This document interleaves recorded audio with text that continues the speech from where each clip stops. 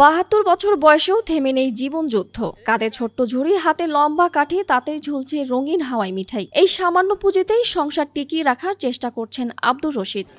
জামালপুর জেলার মাদারগঞ্জ উপজেলার গুনেরতলা গ্রামের বাসিন্দা আব্দুর রশিদ এখন থাকেন কিশোরগঞ্জ রেলওয়ে স্টেশনের পাশে একটি ভাড়া বাসায়। বয়সের ভারে শরীর নুয়ে পড়লেও দায়িত্বের ভার তাকে থামতে দেয়নি। তাই গ্রামের ভিটেমাটি ছেড়ে পাড়ি জমিয়েছেন শহরের শুধু দুবেলা খাবারের নিশ্চয়তার আশায়।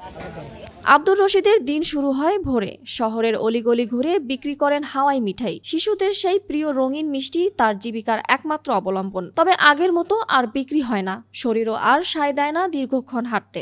ছেলে ধরে খায়, আমার অভ্যাস, আমি খাইতে খুঁটে খাইতে আসি।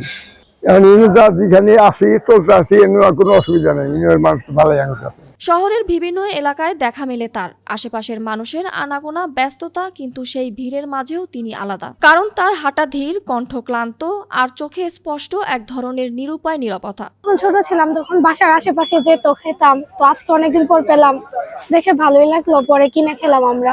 ইদানিং তো এটা আর দেখা যায় না, বাসার আশেপাশে দেখা যায় না। তো মুক্ত মঞ্চে ঘুরতে আসলাম বোনেরা, তো হঠাৎ করে দেখলাম হাওয়াই মিঠাই, তো আর লোভ সামলাতে না পেরে আমরাও কিনে খেলাম।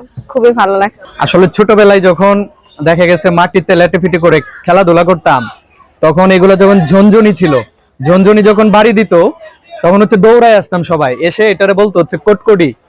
তো আমরা হচ্ছে ওই যে ভাঙ্গারি যেটা বলে, টিনের কুটি, তারপর হচ্ছে লোহা, এগুলা পরিত্যক্ত যে জিনিসগুলো আছে এগুলা নিয়ে এসে ওদেরকে দিলে তারপর হচ্ছে আমাদেরকে হাওয়াই মিষ্টি দিত।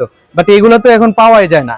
এই শহরের হাজারো মানুষের ভিড়ে আব্দুর রশিদের মতো মানুষরা প্রায় অদৃশ্য, অথচ তাদের প্রতিদিনের সংগ্রামই আমাদের চোখে দেখায় বৃদ্ধ বয়স মানেই সবসময় বিশ্রাম নয়। অনেকের জন্য সেটাই সবচেয়ে কঠিন সময়। সমাজের একটু সহানুভূতি, সামান্য সহায়তা হয়তো বদলে দিতে পারে তার শেষ জীবনের গল্প।